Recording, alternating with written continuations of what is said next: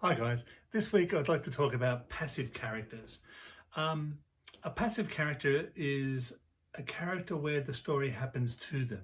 They're not really influencing the story itself. There's no really good examples of passive characters because they're not good to have in the story. The reason they're not good is because, well, there's many factors, but you want your story to be an outcome of your character's decisions. They make a decision, something happens that changes the story, and your characters are pushing the story forward. A passive character, the story is happening to them. It's like they're being dropped into a fast moving river and they're being pushed along, and no matter what they do, the river's taking them. In that situation, that person doesn't have much more value than a piece of driftwood being dropped into the river. Their actions have nothing to do with the overall movement of the river, the overall movement of the story. So a passive character is something to be avoided. If you look at big action films, things like Greenland just recently, or the Fallen movies, all Gerard Butler, Jerry Butler, his character is not passive, even though he's got no influence of whether the world's going to be hit by that meteorite. There's nothing he can do to avoid that.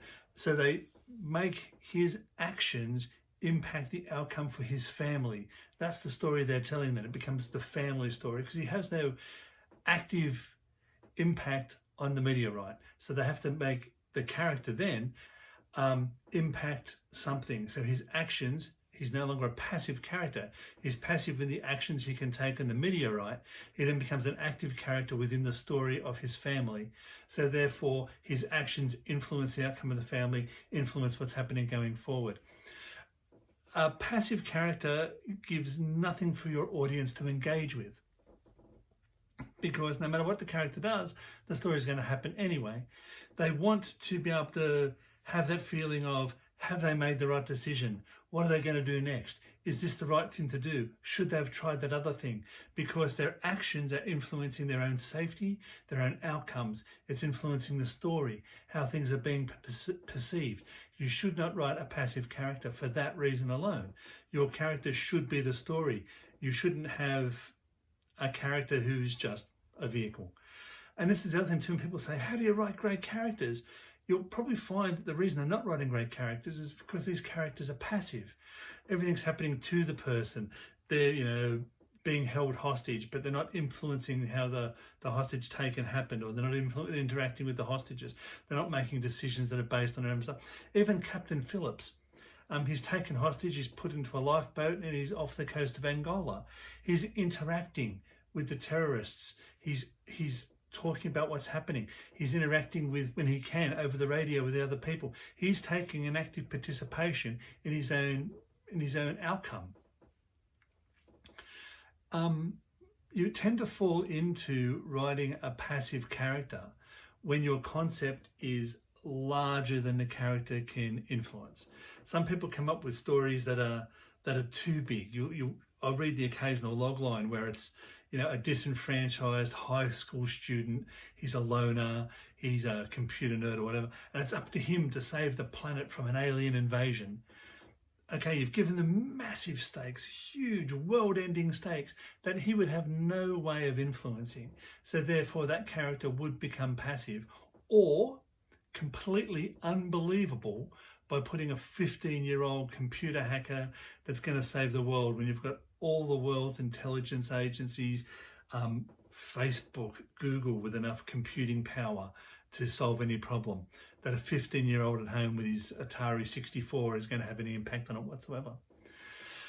So avoid passive characters. How can you avoid a passive character? How do you identify a passive character? Like I said, if an action happens and it changes the story, that's an active character, not a passive character.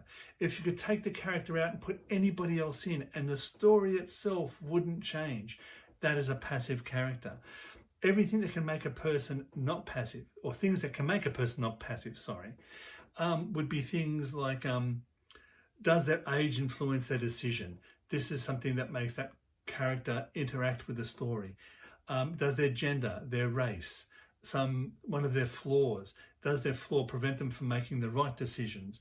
Do their goals prevent them from making the right decisions and therefore impacting the story and changing the story in a way that it goes forward? The other thing too that makes a character not passive compared to a passive character and this is one of the very early videos, talks about force field analysis.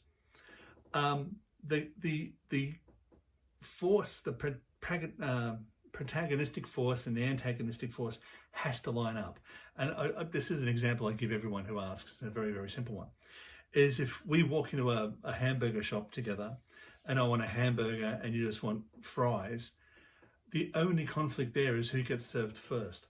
But if I want a burger and you want a burger and there's only one burger left on the face of the planet, that is a tangible conflict.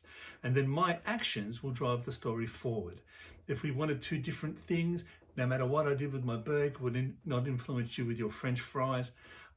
It's passive decisions made by passive characters. There's no real conflict. I hope this helps. If you want to leave a comment, feel free. I'll interact with you. It'd be great to hear comments. Hit the like, subscribe, share this with people that you think may help. And until next time, keep writing.